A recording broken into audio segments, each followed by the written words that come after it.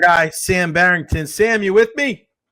I'm here, Jay. What's going on, man? You got, buddy. We got a video of your pretty face today, or are we just doing audio? I'll jump on video. Yeah, he's a stud, baby. He's a stud. He's all over the place. If he's not, traveling the world, if he's not there, we go. If he's not in Africa somewhere, if he's not on Family Feud with the rest of the NFL alumni, he's there. I think it's a crime that he's on radio. But because we can't see his beautiful face, but he does a great job with our pal Jim Lauk. Listen, I'm watching this interview with Lou Murphy from last week, and I watched it. I watched it beforehand, and then I watched it after, and then I said, "Who looks like the smartest guy in that room?" Our guy Sam Barrington. Sam, I was chatting with Matt Grothy Saturday night, and just there is such a pride among the USF alumni right now. And man, you and I have been there, brother. Some tough times, some tough losses where we had to paint a picture where, hey, maybe it's not as bad as we thought. But just what does it feel like to be able to see this group achieve what they've been able to do through 2 weeks? It's one of those things where I am still working to put it in words. And I'll tell you, Jay, I think the experience is different for everybody. Everybody has a different relationship with USF. Why it's important to Matt Grothy, sure, we both share it in common because both of us are alum. Both of us experienced highs at USF, and we've been patiently waiting for those highs to return as we transition to alum who are also fans. I think for me, it's a unique experience because I've never been fanned out about a football team. My relationship with football started when I was 6 years old because that was the day I started playing football. And it briefly ended when I was 28 years old because that's when I finished in the NFL. And then here comes USF. Sam, we got an opportunity for you. We want you to call games at USF. So employed, spectator, but how do I not become a fan? So the experience where it's like your whole world is brightened by the fact that your team is the only team in football I care about other than my high school. I don't have any allegiance to any professional teams. This is the only football team I care about other than my high school. But for my entire world to be impacted by the fact that they're playing good football, that's what it feels like for me. It's like, that's the selfish component. But then you also think about guys like Mac Harris, right, who's been at USF since he was a freshman, who experienced what happened under Jeff Scott, who bought into Coach Golish, who also waited his turn. A year ago at the start of last season, Mac Harris wasn't a thing because you saw DJ Gordon. Mm-hmm. I'm sorry, it was the year before, right? At the start, it was DJ Gordon. It was, the Antonio Greers were transitioning, and you had Mac Harris wasn't a thing, right? So many players come into college thinking that they need to make an immediate impact. But here we look at a guy, Mac Harris, who's waited his turn and who's playing damn good football right now. So when I think about guys like that and what their experience is like and what this means to them, it sweetens it for me. You look at Byron Brown's story, who his freshman year, correct me if I'm wrong, Jay, Byron Brown was number 3 on the depth chart. Yeah, he was. We didn't even expect to see him that year. He was number 3 behind guys who at the time were, you had Timmy McClain. Right, yep. Who eventually fizzed out.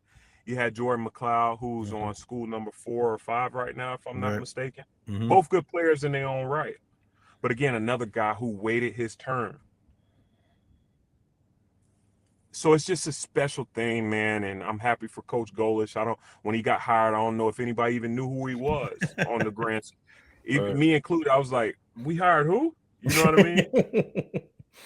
And so for I'm just so happy for the program. I'm happy for the staff. I'm happy for the fans. The big picture is like, yeah, this is all happy. But when I really look at it, USF has won 2 non-conference games against 2 ranked opponents. It's great, but unfortunately with football, it's like we got to focus on the next game. You got UM, and we got to go win that game. else you only been ranked for a week, because that'll probably knock us out of our rankings. Maybe it'll drop us down a few slots, you know. But we still got to go out and we got to dominate the conference, and we got to keep this thing consistent. And that's what becomes more prevalent in my mind as someone who understands football. Was that the biggest win in program history, the win over the Gators in the Swamp, or do you still go back to that West Virginia game that vaunted them up to number 2? What do you think? It's the West Virginia game. Yeah, I agree. You know, it's the West Virginia game for a few reasons. I think that was 18 years ago. Damn. Jeez. You know, so for the program to do that 18 years ago, I think the program was 11 years old at the time that happened. Mm-hmm. I got to USF in 2013. I'm 2009. USF was 13 years old at the time. If my math serves me correctly, that was the bigger win, because what it meant for USF at that time, in terms of USF was still in infancy when you measure it against some of these programs who've been around over 100 years. Right. And then it pushed them into the number 2 spot. You know, even when USF goes out and beats it's not going to push you to number 2. Might get you to 6, 7, 8. Well, I don't know. They're number 5 right now. So so the last time that USF was an 18 seed going against a number 5 seed was the West Virginia game. So if they win this game, I mean, and I think that's the hard part. And before you hopped on, I played the video of the young lady who was one of the AP voters that didn't even have USF in the top 25. And she was kind of like flipping about it, like, oh, it's not a big deal. And everybody's like, yeah, it is a big deal. And I mean, like, I think the USF gets treated unfairly, because if they win this game against Miami, there's still going to be people out there that are going to say, oh, well, maybe just Miami wasn't as good as we thought, rather than looking at USF going, you just beat 3 top 25 teams in the first 3 weeks. It is not arguable that they had the toughest schedule going into the regular season. Anybody that covers college football was saying the same thing. And I just think it's kind of the bad thing, right, about playing in the American, and people just going to look down outside of the Power 4 conferences. But they just got to take care of business and do what they do, right, Sam? Take care of business, do what you do. Listen, even if you go and beat it's good for rankings, but you got to win a conference championship. Right. So this season is full of possibilities in terms of things that have never been done before. The opportunity to go undefeated is still out there. Conference championship opportunity is still out there. USF, to my recollection, has never beaten 2 top 25 opponents in one season. Mm-hmm. Now we got an opportunity to beat 3. So the season is full of things that have never been done before, right? And when I look at the entire situation, I care more about a top 20, a conference championship than I do about the top 25 wins. Mm-hmm. But if they can get all things done this season, that's great. For anybody to say, hey, USF just beat 2, let me just say this. USF football is the hottest thing in college football right now. It doesn't get any bigger than that. The biggest game in college football, the biggest storyline in college football this weekend will be USF versus UM. There's a lot of history there. Heck, when I was at USF, when we played UM, we got the head coach fired. Randy Shannon got fired after the game.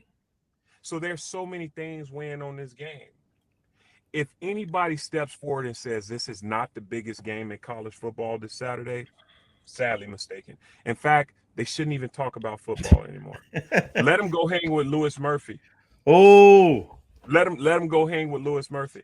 And actually, I'm gonna be hanging with Louis Murphy that night. I mean, I don't bet on college sports. I might throw a little $10 parlay in on 30 picks and see what happens. See if I can change my family's life, right? But no, seriously, I bet this guy that he has to take me to Ocean Prime. And so I'm currently fasting right now to make room in my stomach, so when he takes me to Ocean Prime, I can eat like I've never eaten before. You know, Louis Murphy, our guy here, former Buccaneer, former Gator great. He's hilarious. What a great dude too. And when I saw that, and then USF won, I was like, oh man, here we go. Yeah. Sam is gonna cash in on that one, baby. What is it about the linebacker position that really sets the tone for USF defenses when they are at their peak? I mean, you and I, we covered a bunch of games where it was like USF really was devoid of a lot of talent, and Antonio Greer and Dwayne Boyles, a lot of times it was just them two dudes, 10 tackles each a game. Great to see Antonio Greer with the Buccaneers doing some things, but you mentioned Mac Harris and Jhalyn Shuler. I mean, those two guys, they're like the two tag team champions of the world out there, sideline to sideline. What kind of impact do you see from those guys? You mentioned Mac kind of waiting his turn, but what makes those two guys so special for this Bulls defense? Yeah. The list could go on and on because the linebacker position is my position, and I could sit here and I could just ramble on and on. I want to point out a few things. I think tenure, right?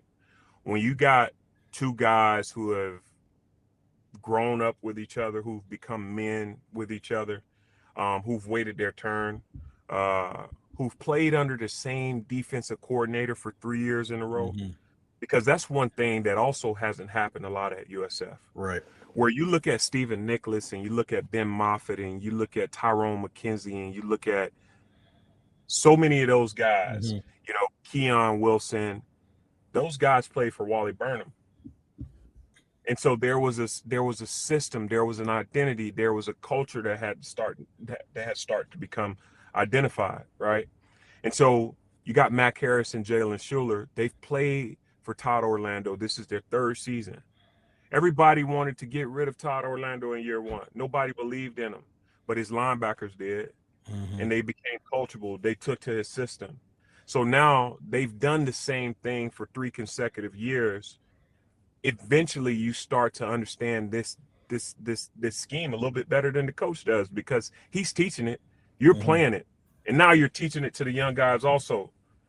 I think tenure is big, and I think the continuity with Coach Todd Orlando, who's done a hell of a job. I mean, I just love that guy and the things that he's been able to do in this program and turn things around, make USF defense relevant again. But also, I want to talk about the type of players they are. Right. Mac Harris is a plugger. He's the guy who's going to stop the run in the middle. He's a knockback tackler. He has great leverage. He tackles very well. He's very strong at a point of attack. Jhalyn Shuler is more of the sideline guy, has more length than Mac Harris, can cover pretty well, and you see him making those long-range tackles on the outside. Jhalyn Shuler blitzes very well on the outside. Mac Harris blitzes very well up the middle. And I think the third component, if I got to be honest, them just some badass dudes, man. Yeah. I don't need to sit here and get into all this football science. Them boys know how to play football. Did you notice that in week one? I mean, because you and I, we've watched so much USF football over the years, Sam, whether together or separate. There was something in that, and as much as everybody looks at Byram in that week one, and of course we know how great he is, but that defense was flying around. They were coming off the field on third down. We just haven't listen, it's been tough. It's been a tough road to hoe with these guys. But man, they were just in that game against Boise State. It was just like, we're the baddest dudes on the field. We don't care what the offense looks. And they were doing the same thing in Gainesville. There was a little bit more of a bend but don't break thing. But when they got in the red zone, it was like, no, this isn't going to happen. We're not going to back down. Did you know, like, how early did you notice that? If you did, I'm sure you did, in week one against Boise State. I saw it last year between those two guys. Nice. And in fact, I went up to Jhalyn. I was like, man, you only got a few more games left. He was like, what are you talking about? I'm playing again. And I was like, whoa, hold on. You got another year? You know what I mean? But seriously, I saw it last year, and, I can see the deficiencies in the guy's game. And then for them to both come back this year and all the deficiencies that I thought I saw last year, for them to have those deficiencies corrected this year, I mean, it's a testament to not only Coach Todd Orlando, the strength and conditioning staff, but the players themselves. You know what I mean? And when you have one guy in the middle who's doing a great job, good things happen around that defense. When you got two guys in the middle who are not playing, and they don't take any jokes, they I mean, now things get scary. Right. Now you see the defensive backs playing with some you see those guys playing differently. I mean, the defensive backs are playing some of the best football I've seen for USF in a very long time. You got the defensive line who's getting very active and getting after the quarterback. And all the defensive line have to do, they just got to stay in their gaps. So the linebackers, they can go and make the tackles they need to. And you know the defensive line is playing good when you see a guy like Jhalyn Shuler go up and put up 14 tackles. Right. You know what I mean? Mm-hmm. Because and these aren't tackles where he's chasing them down the field. These are tackles he's making at, 2 and 3 yard gains. That means the defensive line is doing a good job. Yeah, we've seen a lot of those from behind tackles with Greer and Dwayne Boyles, and they left it all out there. What about Coach Golish, man? Now that him and I have had a great relationship over the years, and he would just look at me and go, "Jay, there's no such thing as moral victories. There's no such thing as silver linings. If you really want to achieve what you want to achieve here in college football, we don't want to just come here to participate. We want to be a factor. We don't want to just be like, hey, we hung around." And that's what we've seen. I mean, we've seen that all 4 quarters with Boise, all 4 quarters with, against the Florida Gators. What have you seen as far as the growth in Coach Alex Golish and how he's been able to leave his impact on his team? And they've been emblematic of the kind of guy and kind of coach that he's been.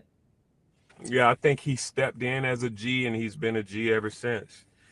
For a guy to come in and talk as confidently as he spoke and as calmly as he spoke, and for him to do everything he said he was going to do, those are the type of guys I respect. You know what I mean? He didn't come in and he didn't make any excuses. He said, we're going to win with what we got. We got a process, and as long as our guys buy the process, which we know we will because the process works, we'll be successful. And that's what we're seeing here. Now, granted, we got 10 games to go. Anything can happen. Right. But I knew Coach Golish was a guy when last year Byron Brown went down and this team didn't go to shit. You still saw this team go out and ball out and make a bowl game and still do something that was commendable. And that's when I really knew Coach Golish was a guy, because a lot of coaches are going to make excuses and say, hey, we don't have a quarterback. What can we do here? What can we do now? But he took a guy who nobody was high up on and got something done with him. And I love that. You know what I mean? My guy Bryce Archie now throwing heaters on the baseball field for the Cincinnati Reds. My guy. Before I let you go, man, I want to ask you about just all the stuff outside of USF, man. Family Feud and man, just I know you've done a lot of great things with your business and traveling all over the world and the Obamas and all these things. But even just in the last 12 months, man, I mean, could you imagine that you'd be able to do all this stuff? Football has really given you a platform to be able to do some great things, but you've taken it to the next level by the human being that you are. I always tell people, Sam Barrington, he's such a joy to listen to on the air. He has so much fun. I go, the guy's even better. He's an even better human being than just the radio guy that you hear. But man, just your journey, man. I mean, it's cool to watch from afar. What is it like to be able to experience it firsthand? Yeah, well, Jay, I appreciate it. I really do. I think when I was younger, I don't know where I heard it from, but a guy asked a guy in an interview, he was like, are you a humble person? And the guy said, yeah. And he said, no, you're not. And he was like, what do you mean? I am humble. And he was like, well, a humble person wouldn't claim that they're humble. Right. So, but when you're aware, you do a self-psychoanalysis, I can say that I exude character traits of someone who's humble, but it's more about awareness and it's where you want to end up in this life.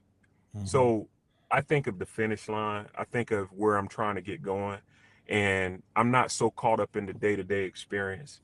All I know is if this is where I'm headed, then my life is going to look a certain way because I'm always trying to achieve something. So on the outside, it might look like, man, this guy's always up to something, et cetera, et cetera. But it's become a very normal experience to me because of where I'm headed.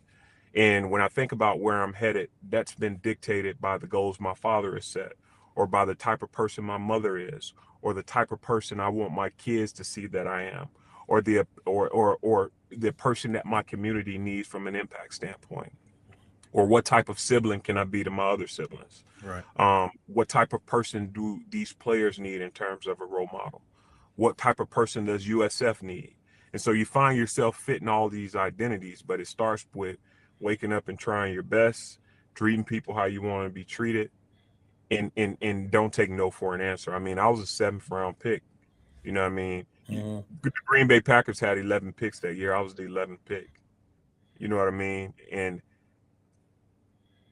my last 2 years at USF weren't pretty because we weren't a good team. And I said, you know what? If I just got a shot, I'm gonna do the best that I can with it. And so, in any circumstance I'm in any environment I'm in, all I need is a shot, and I'm gonna go out and do something with it. So, it's beautiful. It's a beautiful life, and I enjoy meeting people. I enjoy collaborating with people, and I enjoy helping people get to where God is trying to carry them. One of the best things that I can say about my experience today and some of the things that I'm having an opportunity to do. My company, Sky Limit Crane and Rigging, is assisting Manhattan Construction and building the stadium for USF. Nice. And I mean, that's just a dream come true because the stadium was used as a recruiting tool when I was on my recruiting visit 16 years ago. So for us to be actively building that job, and it's not an easy job, but we're figuring it out. I mean, it's a dream come true, and my goal is to help other young men or men in general, find and identify their dreams. So. I just said before you came on, the best thing about being in sports media isn't the players, the games, or the events. It's the people that we work with. And every time you and I see each other, we always smile. We always dap each other up. And, you hear what your friends and your colleagues say sometimes, and it clicks. The one thing that my dad always told me, treat people how you want to be treated. And I'm sure that was the same message that you got, growing up as well. He is the great Sam Barrington. Unbelievable job at USF in the pros and on the air with our guy, Jim Lauk. 4:30 kickoff this weekend down there against the Miami Hurricanes. You can check them out on Q105 with Joey Johnston and Jim Lighthall, Derek Sharp, and the whole crew over there. Sam, always a pleasure, my brother. Enjoy the game this weekend, baby, and we'll talk again soon. Go Bulls. Go Bulls, brother. Great to see you. Thank you. Talk soon. All right, buddy.